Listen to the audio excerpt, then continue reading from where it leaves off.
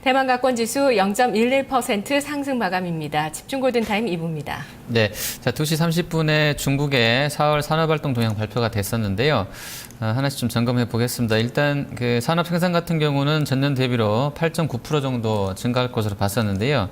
8.7% 정도 성장한 것으로 나오면서 예상보다 좀 안 좋았습니다. 그리고 소매 판매 역시도 한 12%대가 예상됐었는데 11%대로 낮게 나왔고요. 또 고정자산 투자 같은 경우는 1월에서 4월까지 누적으로 발표가 되는데 17.7% 정도 증가할 것으로 봤었는데요. 17.3%로 예상치보다는 좀 낮게 나왔고요. 전달보다 대부분 다 꺾이는 것으로 소매 판매, 생산, 또 투자가 전반적으로 좀 꺾여 있는 것이 확인이 됐습니다. 지금 지수 상황은 선물 쪽에서 크게 아주 뭐 매도세까지는 안 나오고 있습니다만 좀 잠시 주춤해지는 상황이 있고요. 그리고 현물 흐름은 조금 더 상승폭이 좀 둔화되는 그런 구간대에 있습니다. 자, 2부 차트 시그널로 출발하겠습니다.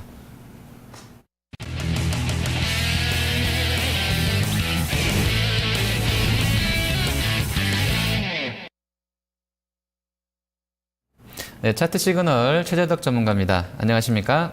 네, 안녕하세요. 네, 자 거래량 오늘 좀 먼저 보겠습니다. 자, GM코, 큐로컴 들어와 있습니다. 이 뒤에서는 좀 관계사로 알고 있는데요. 같이 좀 오늘 거래가 실리고 있고요.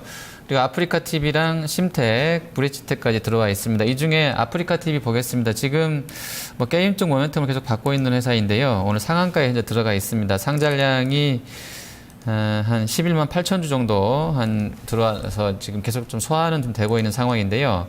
체결 강도는 아직까지 한 191%로 상당히 높습니다. 이 종목의 주가 흐름 어떻게 좀 보고 계십니까? 네, 일단 뭐 급등 흐름 후에 충분한 한 달 넘게 기간 조정을 받아내다 보니까 다시 한번 그 탄력적인 흐름으로 연결되는 모습이 아닌가라고 봅니다. 상대적으로 이런 어떤 기간 조정이 아니었다라면은 그 전체적으로 이런 어떤 강한 탄력적인 흐름을 기대하기는 좀 어렵지 않나라고 판단이 되는데요. 전체적으로 오늘 뭐 기관이나 외국인 수급이 유입되면서 그 상한가 안착되는 장대 양선이 지금 만들어졌고요. 그런 만큼 앞으로 N자형으로 조금은 더 추가 반등을 열어놓고 보셔도 괜찮지 않을까라는 판단을 하고 있고요. 기간 조정을 길게 받아냈기 때문에 그 추가적인 반등이 예상이 되는데 이전의 고점이었던 29,000원 요 라인이 상당히 내일 중요한 주가 변곡점으로 작용할 가능성이 높지 않을까 그렇게 판단이 됩니다. 그래서 전체적으로 29,000원 돌파 후에 다시 한번 그 하방 경직만 확보가 된다면 N자형 흐름까지도 한번 좀 기대할 수 있는 그런 모습이 아닌가라는 생각을 하고요. 그렇기 때문에 내일 29,000원 돌파 안착 반드시 좀 점검을 해야 될 부분이라고 봅니다. 실질적으로 내일 만일에 29,000원에 안착되는 흐름들이 뭐 실패가 될 경우 거래 수반되면서 그렇다면 다시 한번 이런 어떤 단기 급등에 따른 그 바스권 시간 조정 과정으로 진행될 가능성이 높다라는 판단을 하거든요. 그래서 철저하게 지금 29,000원 안착 여부 그것만 좀 확인을 봐주시면서 저 변곡점 대응을 하셔야 되는 어떤 그런 차트 흐름이 아닌가 그렇게 판단이 됩니다. 네. 자, 다음 계속해서 거래 대금 상위 종목군 보겠습니다. 삼성전자와 네이버 어디에서 오늘까지 들어와 있고요. 삼성중공업과 하이닉스, 아프리카 TV 포함되어 있습니다. 이 중에 삼성중공업 보겠습니다. 어닝 쇼크 이후에 주가가 연저점 경신했었습니다. 하지만 오늘 급반등 7.5% 큰 폭의 강세가 이어지고 있는데요. 삼성중공업의 흐름은 어떻게 전망하십니까? 역시 낙폭과에 따른 단발 매수가 유입되는 그런 모습이 아닌가라고 봅니다. 여전히 그 삼성중공업 같은 경우는 그 하락 추세의 연장선 상황이 있다라고 보시면 좋을 것 같고요. 이런 하락 추세선 하단에서 오늘 그 외국인 매수가 좀 강하게 유입되는 모습입니다. 그러다 보니까 자율 반등, 기적 반등 시도가 나타나고 있는 그런 모습인데 실질적으로 최근에 바닥권에서의 대량 유동성은 확보를 해놓은 모습이에요. 그렇지만 여전히 그 차트상으로는 역별 그 하락 추세 진행형이고요. 그런 가운데서 만일에 단기적으로 반등폭을 21선 3만 원 정도까지 예상을 합니다. 그런 가운데서 그 3만 원이 만일에 돌파 안착되는 흐름들이 진행이 된다면 그 저점대를 확인받는 반대정 패턴이 만들어질 가능성이 있다라고 보여지거든요. 그렇기 때문에 일단은 그 3만 원을 중요한 변곡점으로 보시면 좋을 것 같고요. 실질적으로 이런 어떤 반등 시도 5일선 그 안착 후에 그 추가적인 반등 시도가 연결이 되면서 32,500원을 터치를 하는 흐름들이 진행이 된다면 3만 원과 32,500원 사이에서의 그 에너지 모의 과정이죠. 이 반전형 패턴을 만들어 나가는 그런 과정이 예상이 됩니다.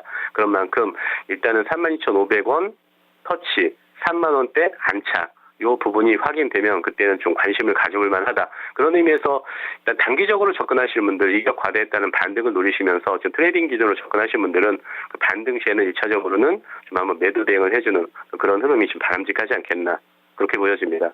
네. 자, 마지막으로 지금 구간대에서 가장 관심 있게 좀 봐야 될 만한 종목은 어떤 쪽이십니까? 기술적으로요. 네. 전체적으로 여전히 시장은 전 제한된 유동성 하에서 종목별 흐름이다라고 생각을 하고요. 그런 의미에서 그 단기 급등했던 종목 쪽으로 그 조정 흐름이 나타나는 그런 종목이 있습니다. 그래서 급등 후에 그 눌림목 패턴을 만드는 그런 종목들을 좀 관심을 가져볼 필요가 있다라고 보고요. 그 중에서 이제 메타바이오 하고요. 영호통신이 최근에 급등입니다만 오늘 조정은 양호해 보이고, 인포뱅크 같은 경우도 단기 급등입니다만은 전체적으로 조정 흐름이 좀 양호해 보입니다만, 오늘 그 최근에 변동성을 보여주면서 바닥을 탈피한 그 메타바이오 정도를 한번 기술적으로 흐름을 보도록 그렇게 하겠습니다. 상대적으로 저점대는 좀 확인을 받은 모습이 아닌가라고 보여집니다. 그래서 박스권 저점대를 돌파를 했고요. 최근에 역시 그 이입되는 유동성 규모로 고려할 때 크게 뭐 밀릴 만한 그런 흐름들은 아니다, 그렇게 보여집니다. 단기 급등이지만 그런 가운데서 그 정고점에서 역시 하방 경직을 확보해주는 그런 흐름 역시도 좀 양호한 모습이 아닌가라고 봅니다.